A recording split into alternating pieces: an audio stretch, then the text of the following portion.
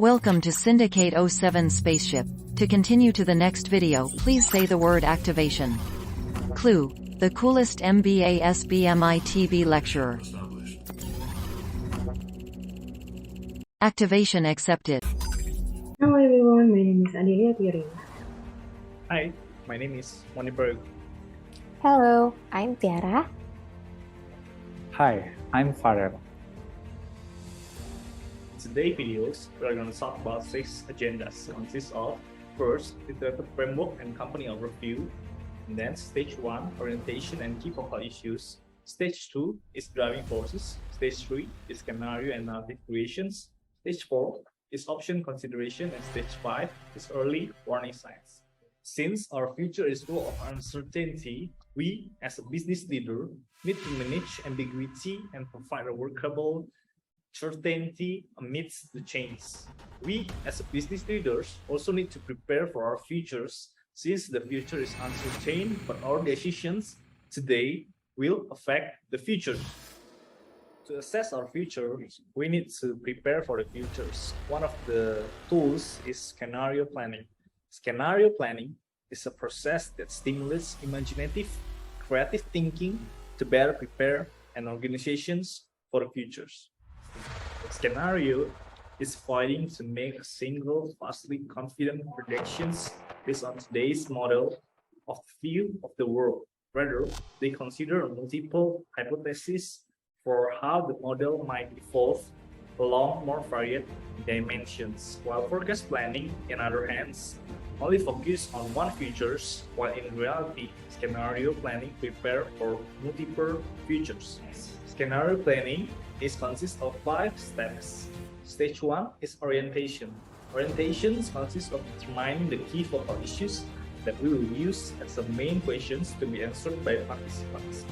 Stage 2 is explorations, consists of identifications of the driving forces and the critical uncertainties influencing the key focal issues. Stage 3 is scenarios and narrative creations, meaning selections of critical uncertainties to frame the scenario matrix and then create a narrative for each scenarios. Stage 4 is option considerations, meaning that the discussions of the implications and the corresponding options for each of the scenarios. Stage 5, and the last stage, is integrations, consists of development of early warning signals and uses scenarios as part of management processes. Before we get into the key focal issue, I will explain briefly about the background and the company's profile.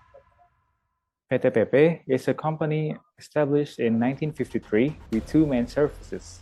The first one is construction and investment services. Recently, the government developed a smart city called Ibu Kota Nusantara, or IKN, which will have a green building policy in its building process. And PTPP is going to be one of the construction companies that will take on the challenges to develop IKN using the green building policy. With that in mind, we determine the key focal issue, which is how will the IKN project policy of green building affect the construction industry, especially PTPP Persero Tbk, in the next 5 years. Next, we will determine the driving forces for our key focal issue. The first is organizational, which will focus on the internal of the company. Then there is transactional, which will be about the market. And lastly, there's also contextual, which is about the technology, economy, and politics. In total, we have 18 driving forces. After that, we score each of these driving forces based on the uncertainty and the impact, which resulted in this chart. And then we choose 2 of the most significant driving forces, which is the government policy and the standardization, or SNI, and then the technology development, or the BIM, which is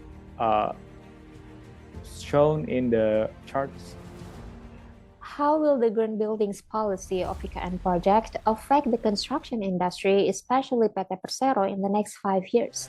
To answer this question, The next step that we do according to the scenario planning process, based on the two driving factors that have the highest rank of uncertainty and have the highest priority, we then try to creatively think about all the possible outcomes and then classify those outcomes into 4 scenarios.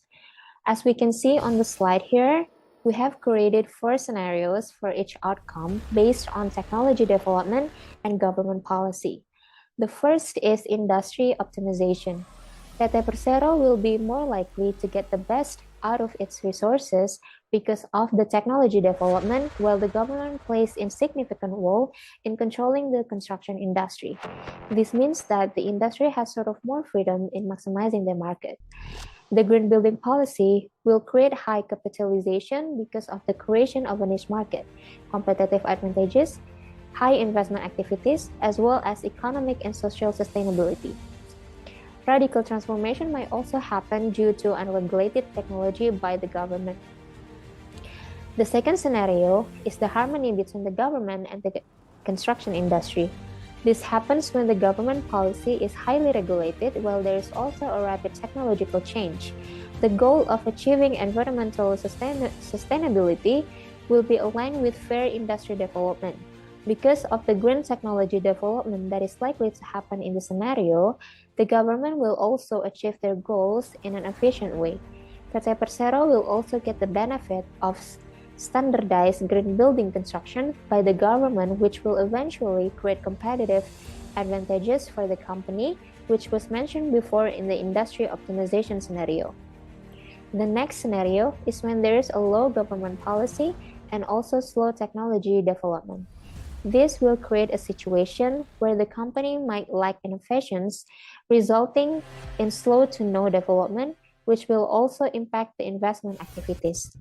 While low government actually gives freedom to industry optimization, having low government involvement will also lose the benefit of unstandardized green building constructions, since the regulations issued by the government are created to achieve the sustainability goals. The last one is what we call as a flat situation, where there is high bureaucracy, low market development, and inefficiency in fulfilling the government goals due to slow technology development and government policy is highly regulated. On those narratives, we go back to the key focal issue. In this stage, we explore the implications of each scenario and identify the options to live in each scenario. The context of industry optimization, the implications are potential higher profitability, market specialization, challenging business environment, market development, as well as distinctive competitive advantages. Since the main point here is industry optimization, PT Persero should apply STP and 7Ps marketing strategies and branding strategy. PT Persero should also engage more with stakeholders to communicate regarding the progress of the firm, since the green building policy is something that is considered as new in the industry. PT Persero should put more attention to its research and development aspect to gain knowledge regarding that matter. In harmony scenario, because the goals of the government are more likely to be met with the fair industry development from the product innovations. The implications are potential maximization for renewable energy supply, enhanced water quality, minimize vulnerability to flooding, minimize polluting emissions to water, pollution minimization of air, soil, noise, and light. The options provided in order for PT Persero to live in this scenario is to incorporate green initiatives, acquire green certification, recruit new expertise in green constructions, and the product development.